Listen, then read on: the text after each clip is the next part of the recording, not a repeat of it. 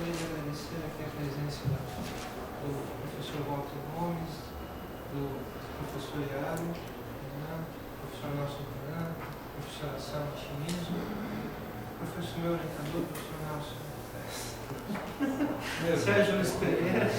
Muito obrigado por dedicar esse tempo em ler o meu trabalho e estar aqui hoje. Muito obrigado.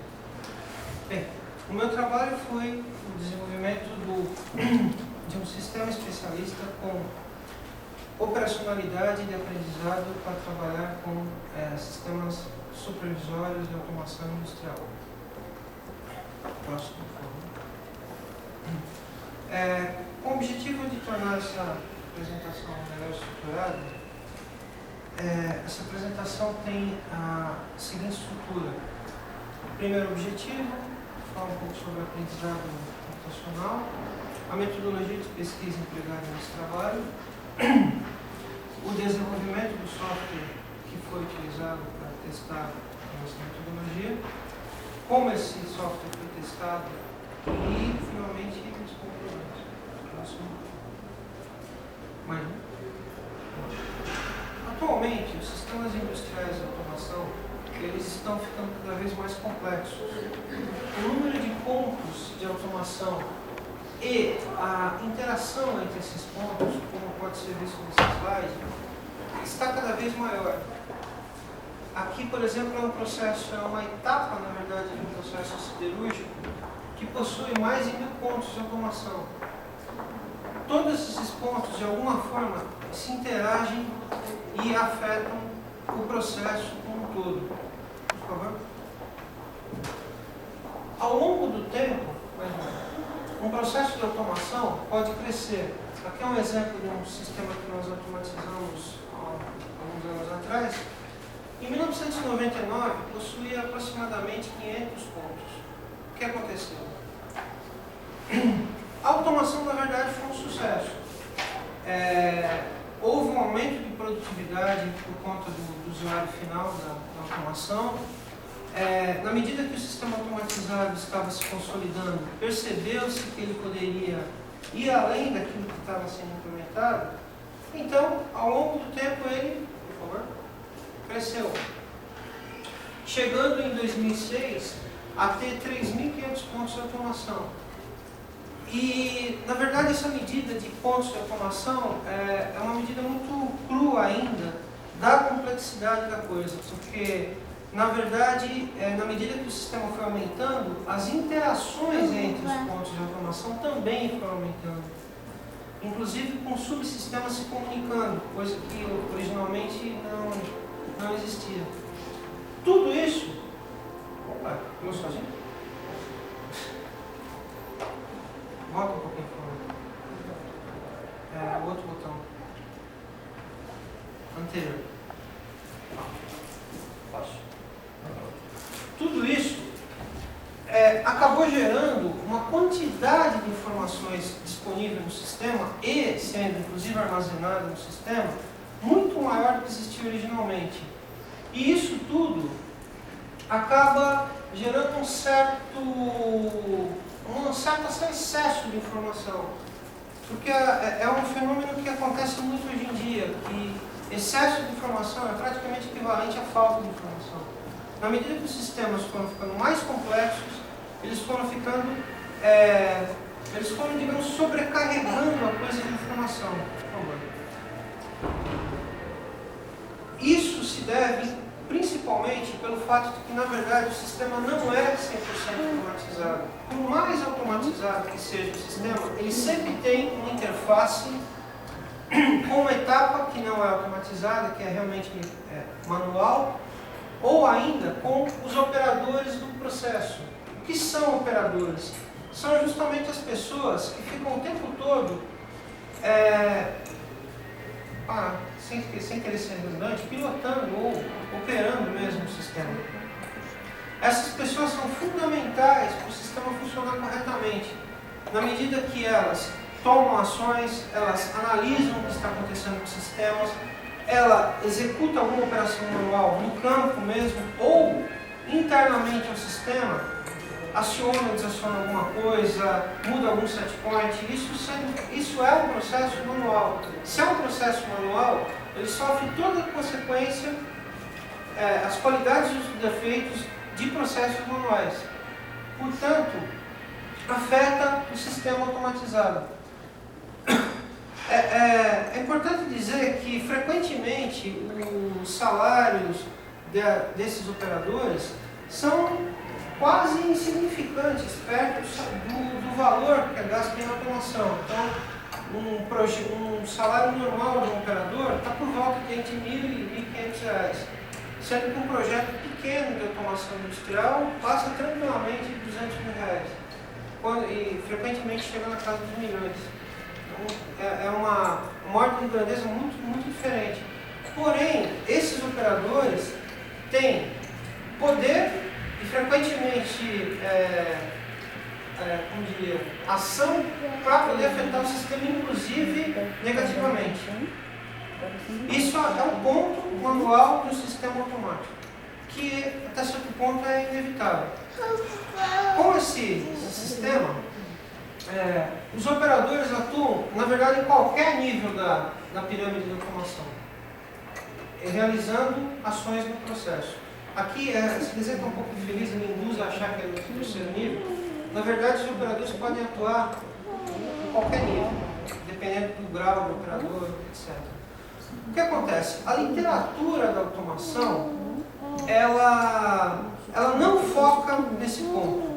Em geral, toda a bibliografia pesquisada, etc., ela foca no equipamento, em como fazer a interligação dos diversos níveis de automação industrial, como tornar eles melhor, como tornar eles mais eficientes, mas a questão de onde é que entra o operador nisso tudo é muito pouco, quase nada falado na literatura.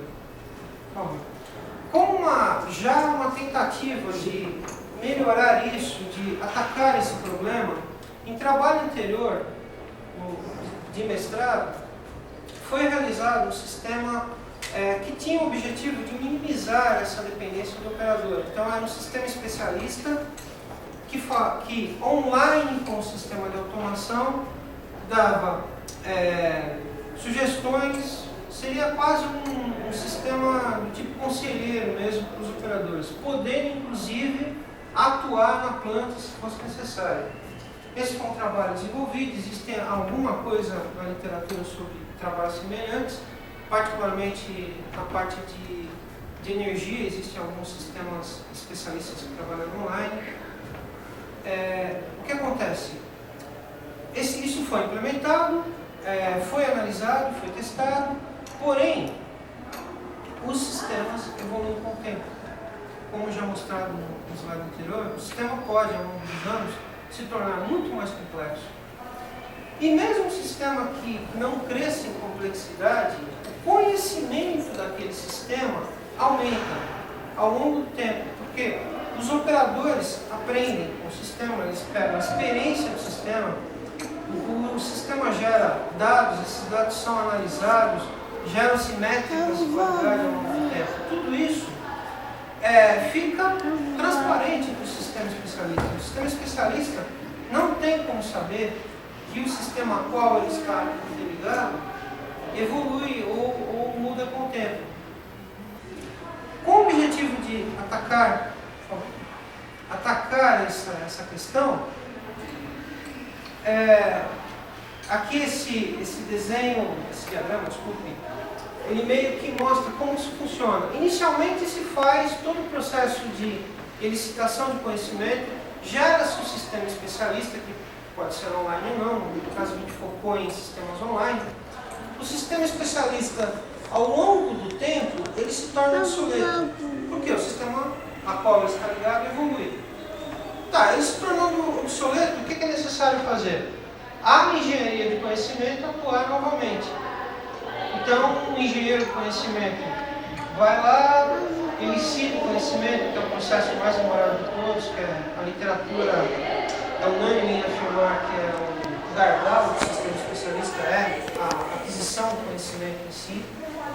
Depois de um tempo, gera-se uma versão mais nova daquele sistema.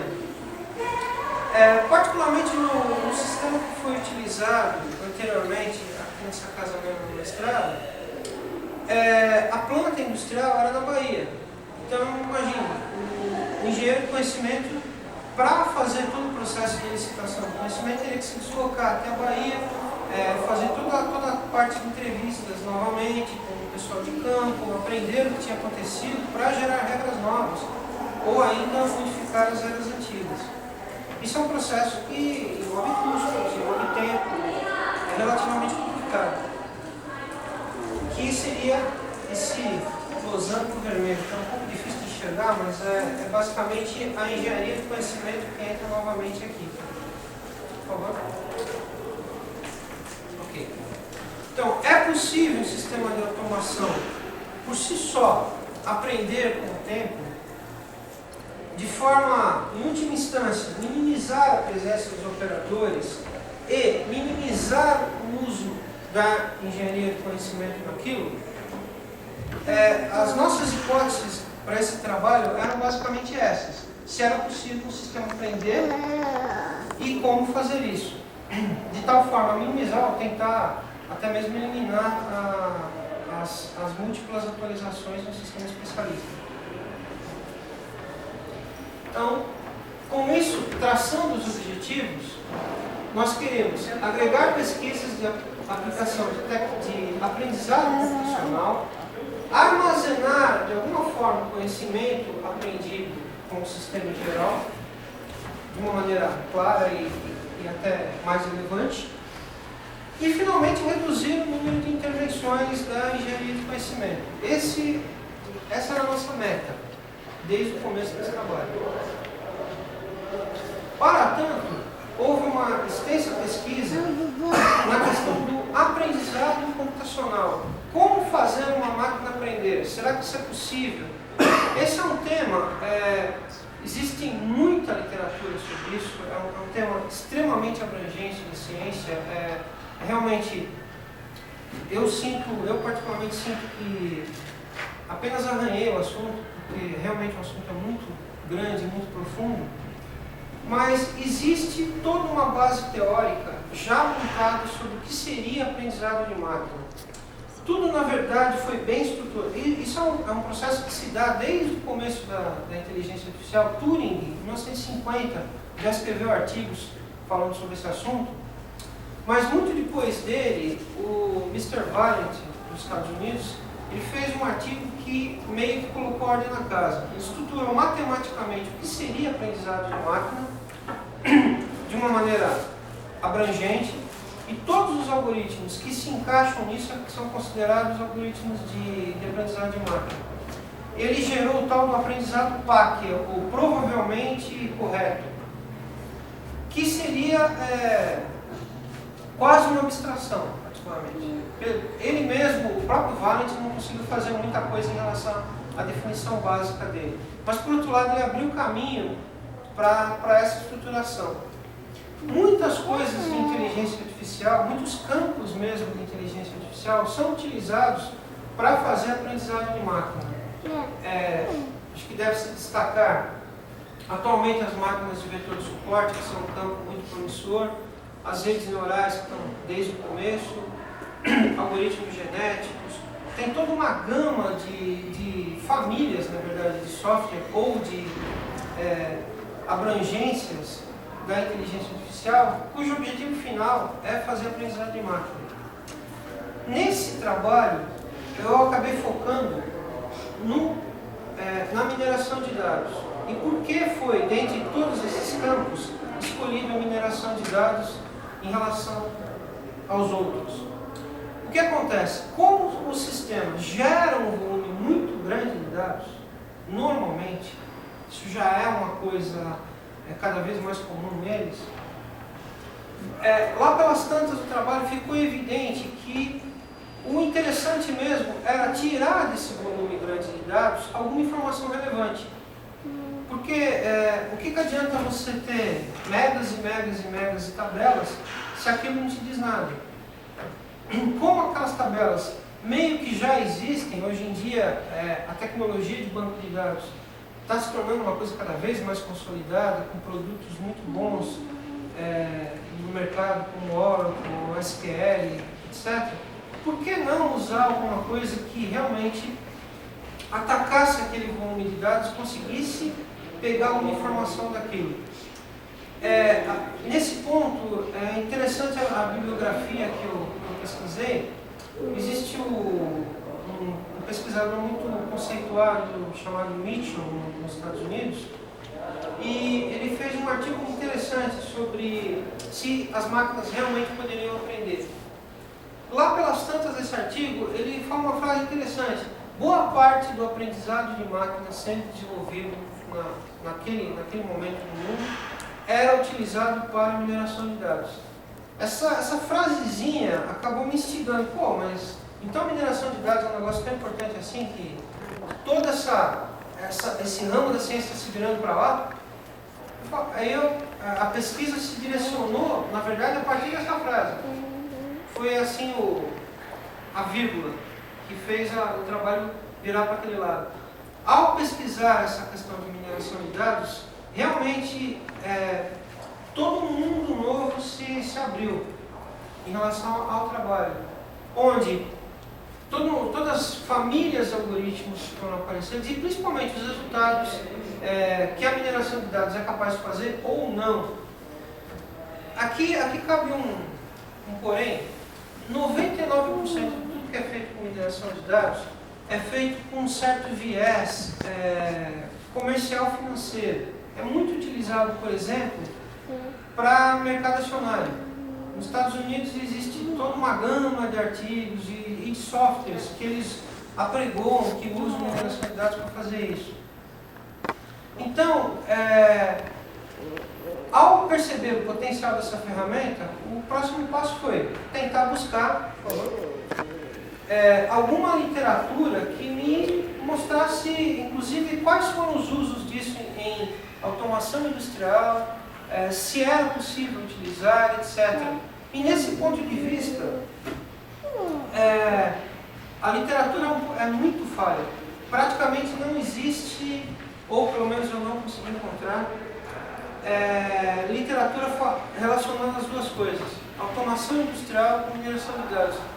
O que particularmente eu acho um pouco estranho, porque como a automação está gerando dados numa velocidade exponencialmente crescente, seria natural que você começasse a usar ferramentas de TI, de processamento de dados, para conseguir tirar alguma coisa útil desses dados, porque não adianta nada você ter os dados.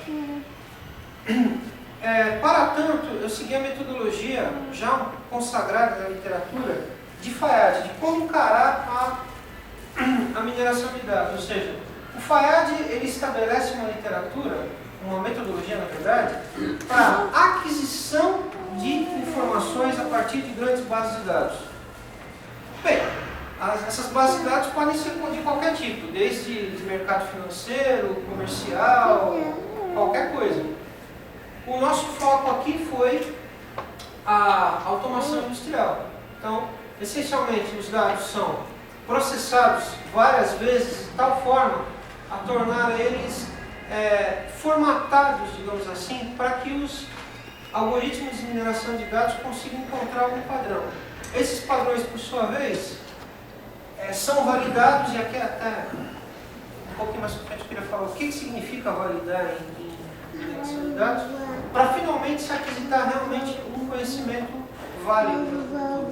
Você transforma uma massa de dados em alguma coisa um pouco mais relevante. O princípio fundamental da mineração de dados.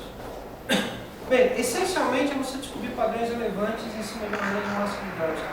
Particularmente eu gostei dessa figura da salamandra aqui.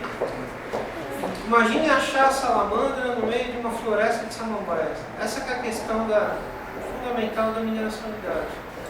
Não é uma coisa tão evidente.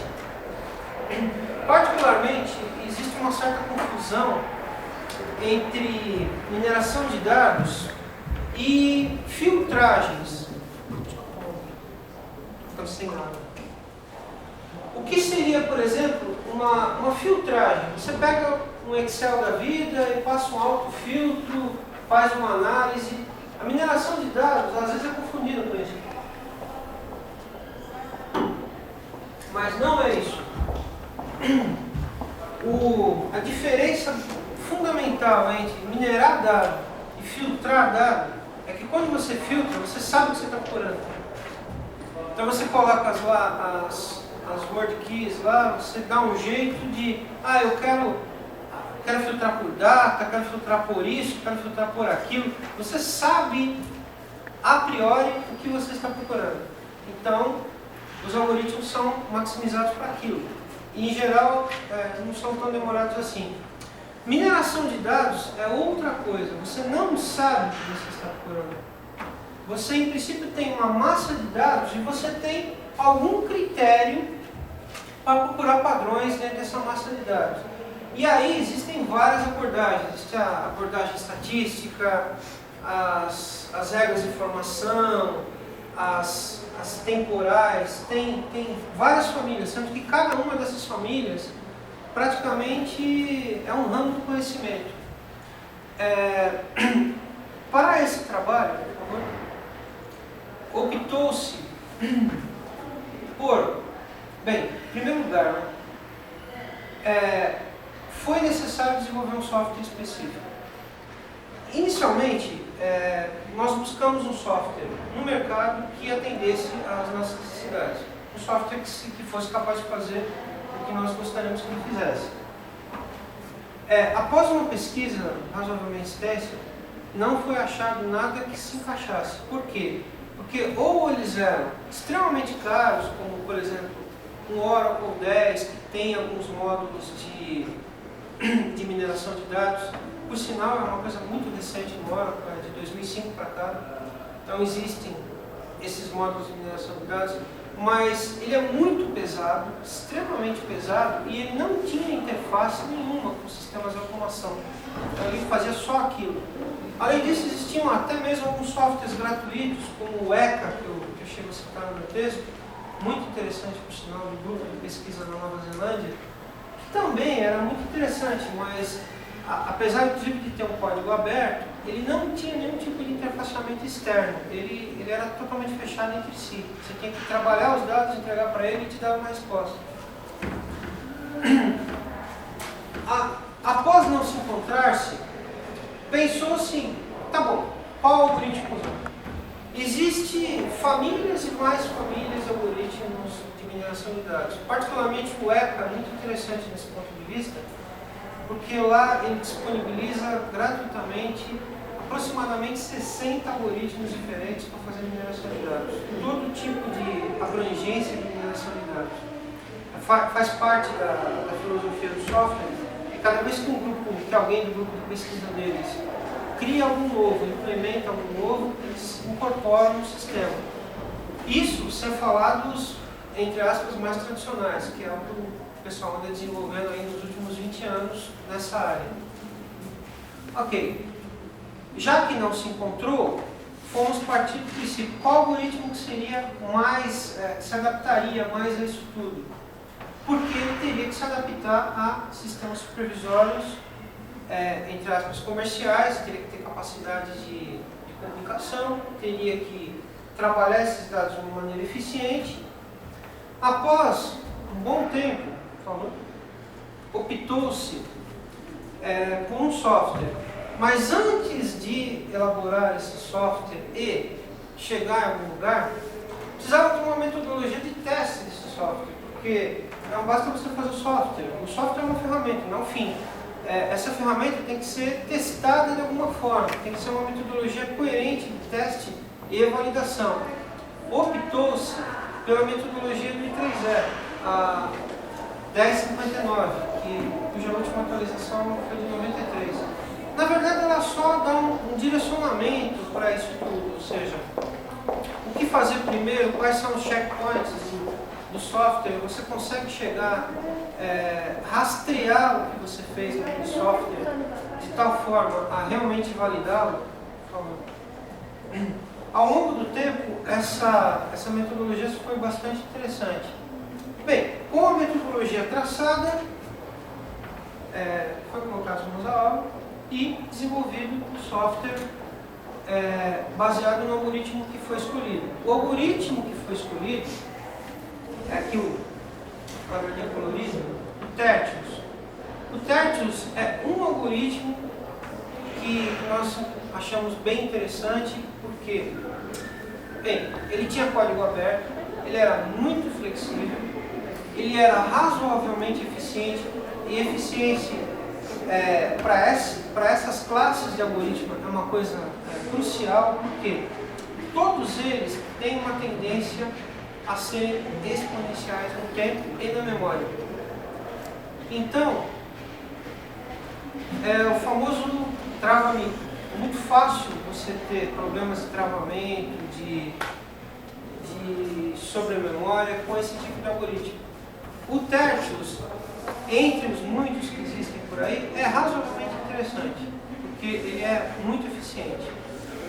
Eu queria até fazer uma parte, e eu acabei tendo alguma ajuda no meu desenvolvimento dos criadores desse software, que são dois ingleses que disponibilizaram o software para quem quisesse, o core mesmo do algoritmo. Na verdade, eles criaram o algoritmo. O algoritmo por si só é público. Eles criaram em linguagem C, tem umas 5.000 linhas de código, tem algumas coisas lá que a gente tinha que realmente mudar, tivemos que entender meio profundamente. E frequentemente pedimos ajuda para o pessoal do Mr. Flash e Latiche lá na Inglaterra, se bem que o Latiche agora já está na França. E eles ajudaram, eles responderam os nossos e-mails, deram uma força considerável. Ok, com isso, nós elaboramos o nosso software, cujo nome é Nesizes. O nome original era Neural Sistemas de Integração, Sistemas Especialistas Supervisórios. Porque inicialmente estava muito agregado aquela coisa de rede neural com aprendizado. Ao longo do tempo o nome ficou até um nome interessante, mas na verdade não utilizamos nada de redes neurais para elaborar esse software. A ideia toda foi gerar um meio ambiente que se comunicasse com sistemas de supervisão e controle da automação, no caso aqui o RCivil, que é um software comercial, que tem uma fatia considerável no mercado de automação brasileiro, que por sua vez geravam os dados que teriam que ser minerados por meio do Nesizes. O Nesizes foi criado em Delphi, no caso Delphi 6, e consegue fazer toda essa comunicação e desenvolvimento contidamente. O software tem toda essa capacidade, ele se comunica, ele tem uma interface que você gera os sistemas especialistas, rastreia os sistemas especialistas. Ele ganhou um módulo de mineração de dados baseado no algoritmo Tertius, que foi incorporado a ele, então você funcionou praticamente como um módulo a mais nele. E com isso tudo, ele conseguiu minerar os dados gerados no sistema de automação de tal forma, inclusive, a comparar com as regras que já existiam no sistema especialista interligado com ele. Além dessa simples comparação, na verdade ele descobriu todas as regras que existiam sobre aquele sistema. Por favor. Bem, o objetivo inicial, da onde nós queremos chegar com esse software, seria, primeiro, incorporar os CISs a ele. Os CISs, que é a parte que realmente fala online com uma planta industrial,